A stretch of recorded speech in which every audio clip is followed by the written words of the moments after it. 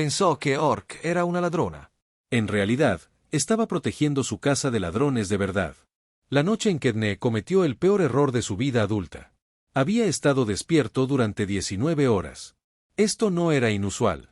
19 horas era una jornada laboral moderada para un hombre de su profesión. El antídoto no era un trabajo que se adaptara a un horario. Los venenos no esperaban a que amaneciera. Tampoco las personas a las que se los habían administrado. Había pasado el día en la finca de Lord Albat, a 5 kilómetros al este de las murallas de la ciudad, donde una de las sirvientas había ingerido accidentalmente una preparación destinada a los perros de caza del señor, un compuesto sedante que en cantidades para perros producía calma, y en cantidades para humanos algo más cercano al borde de un precipicio. Ne había trabajado durante 6 horas con su equipo extendido por el suelo de los aposentos de los sirvientes, midiendo, mezclando, vigilando, ajustando. La sirvienta había sobrevivido. Tendría dolor de cabeza durante 3 días y una opinión firme sobre los frascos sin etiquetar para el resto de su vida. Había regresado a Tornwall en un caballo prestado que no le caía bien, recogió su propio caballo del establo de la puerta de la ciudad y llegó a su casa en la estrecha calle llamada Asenlane a la tercera campana pasada la medianoche. Estaba cansado de la manera específica que viene después de un trabajo preciso y sostenido, no el cansancio agradable del trabajo físico, sino el cansancio vacío de una mente que ha estado haciendo cálculos durante horas y ha agotado sus reservas. Puso su caballo en el pequeño establo en la parte trasera de la casa. Llenó el abrevadero. Llevó su mochila adentro por la entrada trasera. Estaba cerrando la puerta del establo cuando la vio. Estaba en la esquina de la casa donde la pared trasera se unía al límite del jardín, perfectamente inmóvil. Orco se dio cuenta de eso en el primer instante, la piel verde que captaba la luz de la luna en la altura. La particular quietud que no era la quietud de alguien en reposo, sino la de alguien que se mantenía activamente inmóvil. Su mano derecha sostenía algo. No pudo ver qué. Algo largo. Algo que tenía un mango. Su mente cansada hizo el cálculo.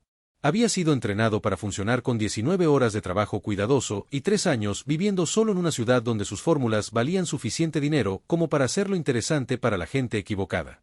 Alguien en la esquina de su casa. A la tercera campana pasada la medianoche, sosteniendo algo, gritó, no palabras. Exacto. La alarma silenciosa de un hombre cuyo cuerpo exhausto tomó una decisión antes de que su cerebro cansado pudiera revisarla. La figura, cargando ruidosamente, se movió rápidamente hacia el muro del jardín. El movimiento de alguien que realiza una salida táctica en lugar de una asustada. Ella despejó el muro de un solo movimiento. Baja por el callejón. Se abrió una persiana. La voz de un vecino preguntando qué era el ruido.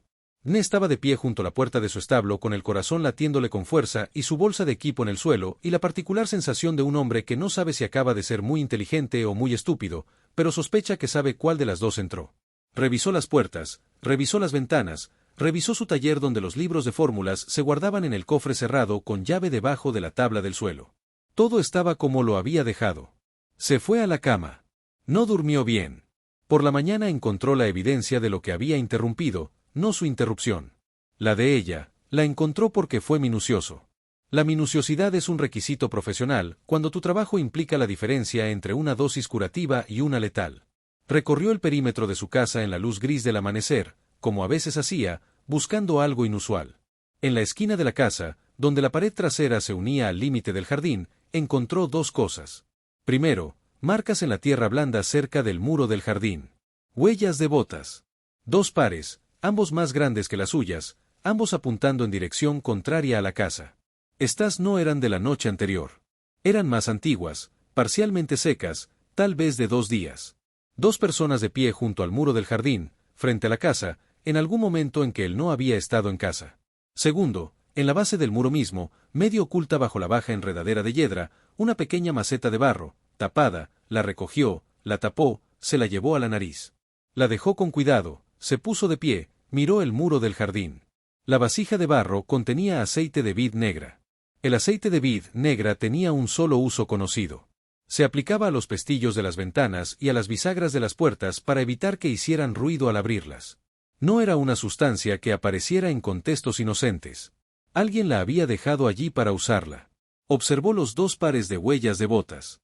Luego, en el lugar donde la mujer orca había estado parada la noche anterior, otras huellas, más pequeñas, situadas entre los dos primeros pares en la casa, entre ellos y la casa, se quedó muy quieto bajo la luz gris de la mañana y sintió la particular sensación de una conclusión que se revisaba a sí misma. La profesión de Edne lo había vuelto cuidadoso al revisar conclusiones. En el trabajo con antídotos, un primer diagnóstico erróneo podía matar a alguien. Los síntomas de un veneno a menudo imitaban los de otro, y el antídoto para uno a veces era el acelerador del segundo. Había aprendido pronto que la seguridad de una primera conclusión no era prueba de su exactitud. Había aprendido a no sacar conclusiones precipitadas hasta tener más información, y a tratar la nueva información como el regalo que era en lugar del inconveniente que parecía. No había aplicado este principio anoche. Había gritado primero. Guardó la vasija de barro en su mochila, entró, escribió lo que había encontrado con la misma precisión con la que escribiría una observación de caso. 2 individuos preparando aceite de vid negra para una posición de acceso silencioso con respecto a la casa. Fecha estimada por secado. Luego, un tercer orco posicionado entre los 2 conjuntos de huellas y la casa. Inmóvil, sosteniendo algo de mango largo, se marchó por encima del muro del jardín al oír la alarma. Lo releyó. Luego escribió: interrumpí algo que no entendía y me equivoqué al llamar. Dobló el papel, lo guardó en el bolsillo de su abrigo. Luego fue a buscarla. No sabía su nombre. No sabía dónde vivía. Sabía que era una orca, aproximadamente de su estatura, que se movía con la economía particular de alguien entrenado en trabajo de campo, y que había despejado un muro de jardín de pie de un solo movimiento en la oscuridad. Esto no era mucha información. Empezó en el mercado, no porque esperara que ella estuviera allí, sino porque el mercado de Tornwall era donde se obtenía la información. Cada ciudad tenía un lugar donde las cosas se sabían antes de ser oficiales. En Tornwall, era el mercado matutino, específicamente la sección cerca de la puerta este, donde los vendedores que abrían más temprano se reunían antes de que llegaran sus clientes, y donde el intercambio de noticias ocurría con la misma naturalidad que el intercambio de monedas. Conocía a una mujer llamada Bretle que vendía hierbas secas y llevaba 23 años en el mismo lugar. Bretle lo sabía todo sobre todos en Tornwall y compartía aproximadamente la mitad de esa información. Describió lo que había visto, la altura, la quietud, la salida sobre la muralla. La expresión de Bretle cambió de una manera que indicaba que estaba decidiendo si lo que sabía era información que quería compartir. Hay un rastreador, dijo. Finalmente, Orkwoman trabaja sola. Se ocupa de los problemas que la guardia de la ciudad no se ocupa porque la guardia de la ciudad no se ocupa bien o no se ocupa de ellos para las personas adecuadas. ¿Qué tipo de problemas? ¿De esas que requieren seguir a alguien durante 3 días antes de hacer algo al respecto? Hizo una pausa. No sé su nombre. Sé que existe porque hace 2 inviernos, encontraron a un hombre que había estado robando en 6 puestos del mercado atado al poste de la puerta este con un relato escrito de cada robo pegado a su camisa. Nadie vio quién lo hizo. ¿Cómo la encontraría? Bretle lo miró con la expresión de una mujer que ha sobrevivido 23 años en el mismo lugar del mercado siendo cuidadosa con lo que facilitaba. Podrías empezar, dijo, pensando si le debes una disculpa, y luego podrías ir al barrio cenizo cerca del antiguo granero y preguntar a nadie en particular si alguien ha visto a un rastreador últimamente y ver qué encuentras. Compró un manojo de hojas secas de acedera que no necesitaba y fue al barrio cenizo. El barrio cenizo era la parte de Tornwall que se había construido después del incendio de hace 30 años, cuando la mitad de la ciudad se quemó y fue reconstruida con piedra más barata por gente que necesitaba muros rápidamente y no se preocupaba por la belleza. Tenía un aspecto grisáceo particular incluso en días soleados, como si el humo se hubiera impregnado en el material y nunca se hubiera ido del todo. Se quedó cerca del viejo granero durante 20 minutos. No le preguntó nada a nadie, como Bretle le había sugerido. Simplemente se quedó allí. En el minuto 23, un niño de unos 10 años se le acercó y le dijo: «¿Eres el hombre de Asenlane?» Dan lo miró. «Sí». El niño no dijo nada más. Se marchó. Dan lo siguió a una distancia prudencial. El niño lo condujo a un callejón estrecho detrás del granero. Se detuvo frente a una puerta empotrada en la pared. Madera gris, sin rasgos distintivos. Dice que el niño informó que no tiene nada que decirle. Dan miró la puerta y luego al niño. «Dígale que encontré el aceite de vid negra». El niño entró. Dan esperó un minuto después de que la puerta se abriera. Ella no era lo que su mente cansada había imaginado a partir del vistazo a la luz de la luna la noche anterior. Había registrado la altura de una horca quieta y lo había dejado ahí. Su mente cansada había llenado el resto con una categoría en lugar de la persona. La persona que estaba en la puerta tendría quizás 27 o 28 años. Su piel era del verde intenso de las piedras de río en la sombra. Sus ojos eran de un gris muy claro, lo suficientemente inusual como para que lo notara como anotaba cosas rápidamente, archivándolas con precisión para futuras referencias. Era delgada como la gente delgada cuando usa sus cuerpos como instrumentos en lugar de como cosas que cargan. Su cabello estaba recogido y sujeto con lo que parecía ser un trozo de hueso tallado. Sostenía un cuchillo, no de forma amenazante, como un artesano sostiene una herramienta con la que está trabajando cuando lo interrumpen. Lo miró como alguien mira algo sobre lo que ya se ha formado una opinión y está comprobando si la nueva información va a cambiarla. Encontraste el aceite de vid negra, dijo esta mañana cerca del muro del jardín, 2 pares de huellas de botas debajo, de 2 días de antigüedad, hizo una pausa. Estabas posicionado entre ellas y la casa. Su expresión no cambió. Estaba esperando a que él llegara al punto. Me equivoqué al llamar. Él dijo, sí, me gustaría explicar por qué. No necesitas explicarlo. Yo sé por qué. Ella lo dijo con la frialdad de un hecho.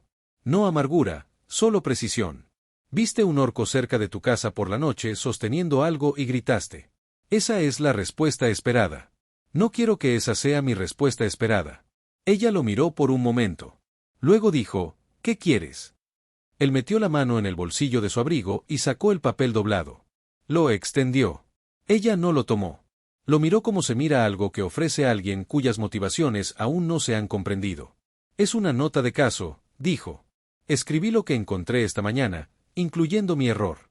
Me gustaría que lo leyeras porque me parece que escribir observaciones precisas en voz alta es más difícil que mostrarlas. Ella tomó el papel. Lo leyó. Su rostro no cambió mientras leía, pero algo en su postura sí. Un pequeño cambio, casi imperceptible.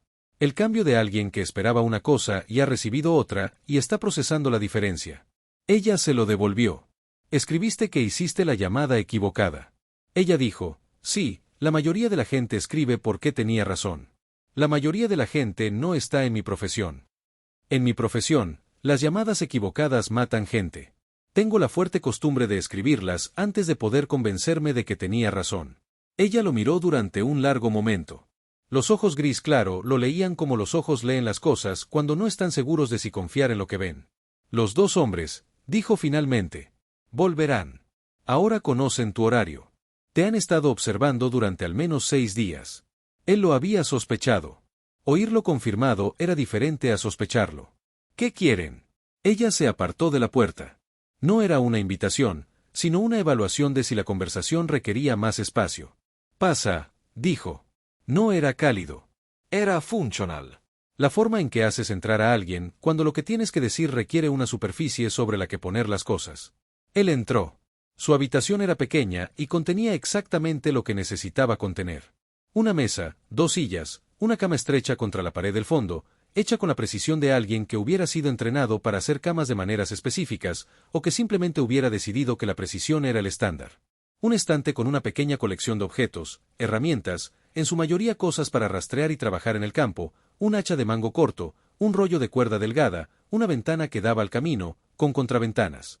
Ella se sentó a un lado de la mesa, él al otro. Ella le contó lo que sabía.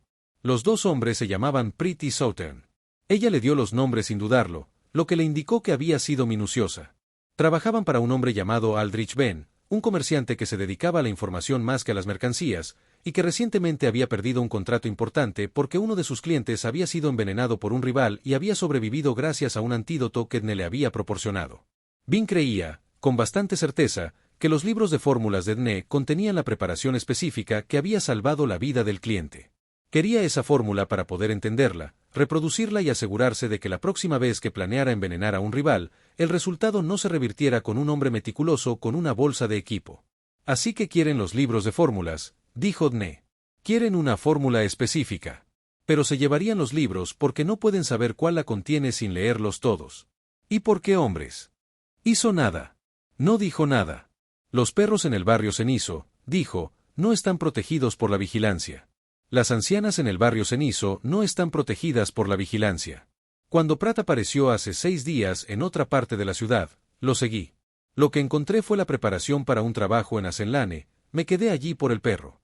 Por el perro, y porque los hombres que matan cosas que consideran inconvenientes tienden a ampliar la categoría. Dne se sentó con eso por un momento.